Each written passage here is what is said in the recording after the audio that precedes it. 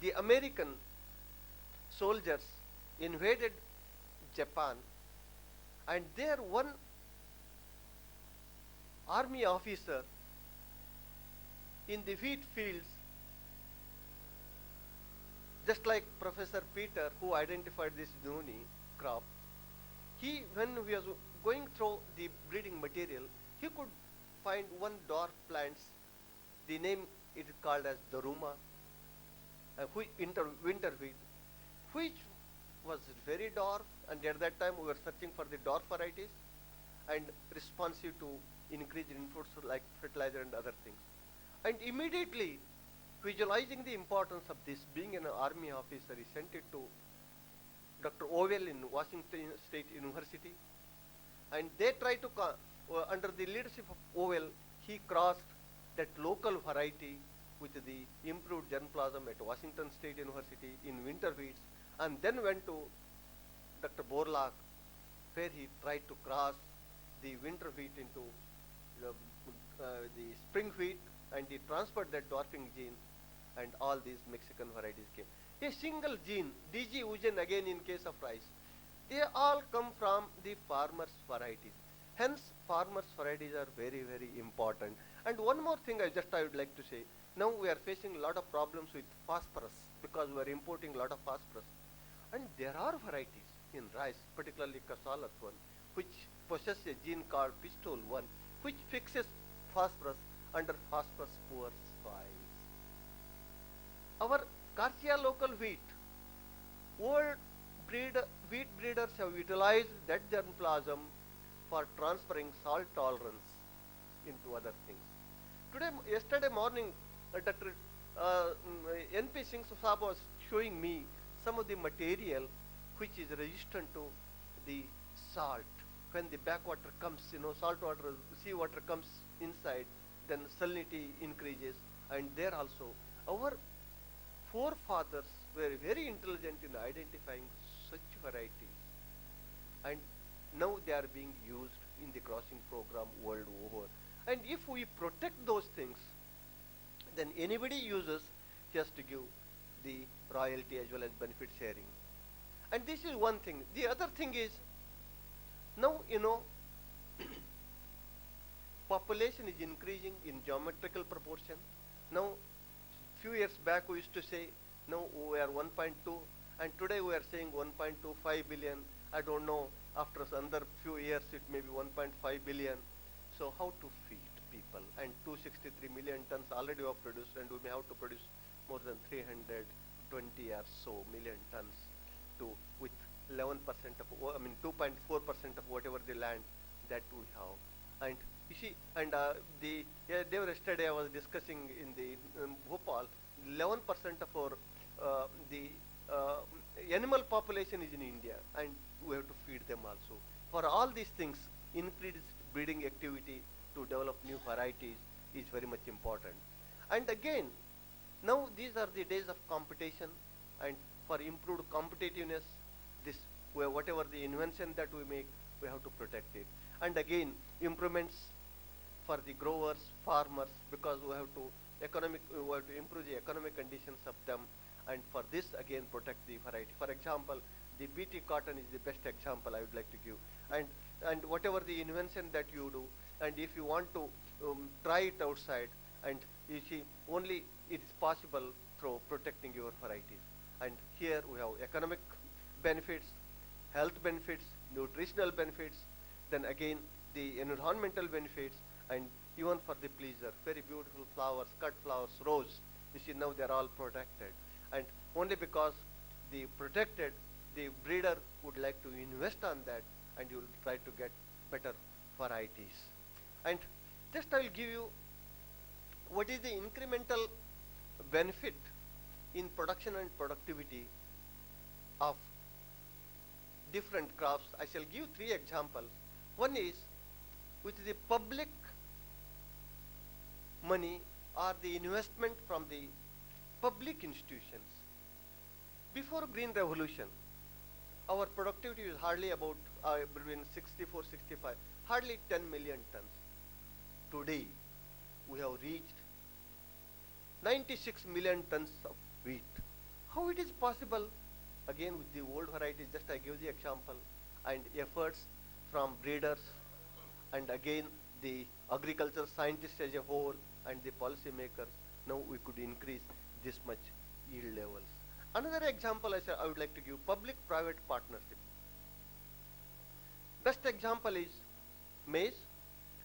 Till 2000, it was almost the investment was from the public institutions, that is ICAR and SUUs, and when the laws were favorable for the private investment, then private breeders invested a lot, and because of that, from 15 quintals per hectare, we could achieve more than 25 quintals per hectare. That is 10 quintals increase in the yield. That itself is a great thing. And here the contribution is from both from public and private organizations. Now another example I would like to give.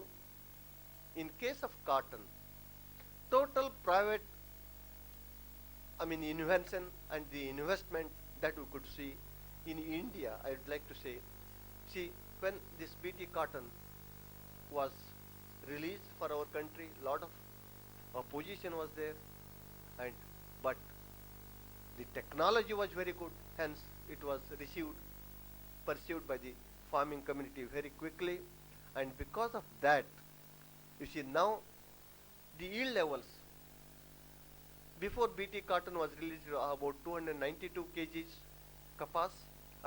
lint. Now it is 531 kg.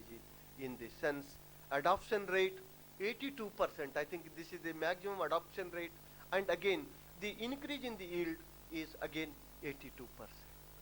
So this was only possible because the private industries who developed this BT, they were protected, and because of that they try to invest more and develop good things. Hence the IP plays a very important role for the increasing the production, productivity, and also the economic level, better economic level for the country.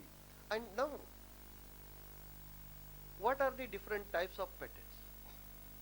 Though it may be new thing to us, but patents in plant varieties in different forms goes back to 1861, where Germany is pioneer in bringing the Patent Act, and then spread to European Union. But protection of plant varieties, actually a separate patent law was enacted in US during 1930 onwards, and since then this patent law became very effective. And meanwhile, you might have heard the word UPAO, that is International Union for Protection of New Varieties. 1961 it was established, and now there are 71 countries which are the members of UPAO. In fact, we are also applied, but we are the members. Because of some reasons, we are not got the membership. And once we get the membership, we can exchange we can sell our material without much problems to other countries. Otherwise, we have to have our convention country, the MOU, etc. And here, in the world, we can make IP in plant varieties in three different ways.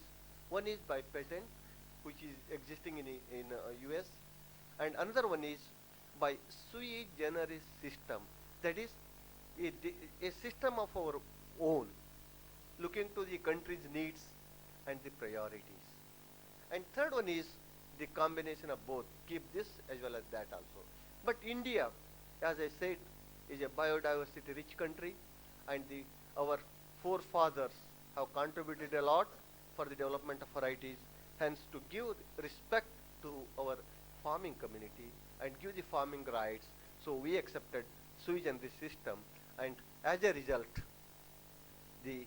we could enact the act called Protection of Plant Varieties and Farmers' Rights Act 2001 by the Parliament and from 2005 it came into force, and now we are acting. What are the main objectives of the plant variety protection? It is to provide the effective system for the protection of plant varieties and rights of farmers and plant breeders. Rights of farmers, this is the only country in the world which has given a lot of provisions. Afterwards I'll tell. And again, to recognize the, sir, any time, how much, otherwise I should not, huh? I can take, otherwise if I take more, others should, okay. Yeah. And to recognize the farmers in respect of their contributions made, as they are the custodian of our material, including the Noni. Now, farmers are the custodians. Today morning I was telling we have to establish some community Noni tree banks, something like that, and also the on-farm conservation and the in situ conservation.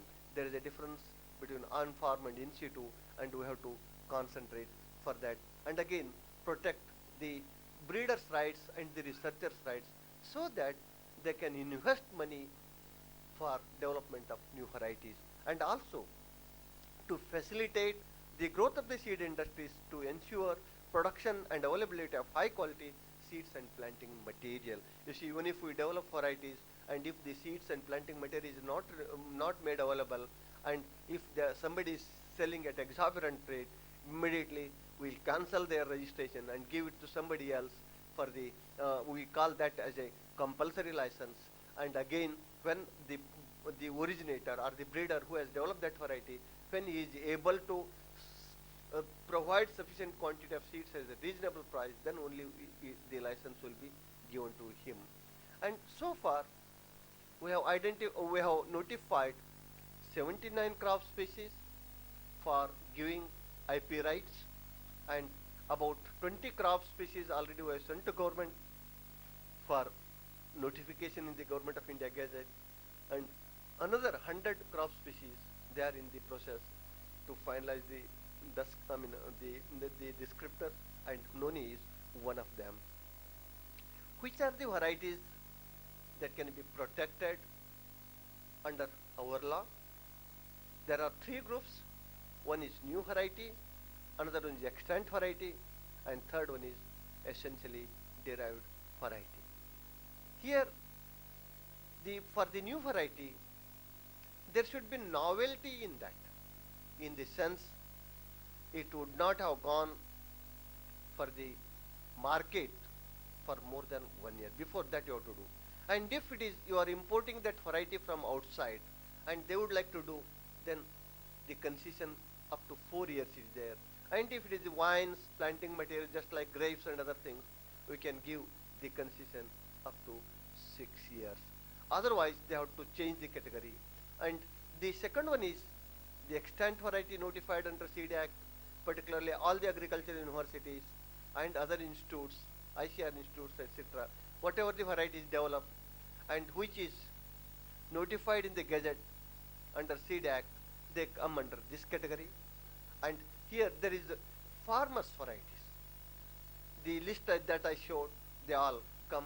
And here, farmers varieties, there is no restrictions at all. Anytime you can bring those varieties.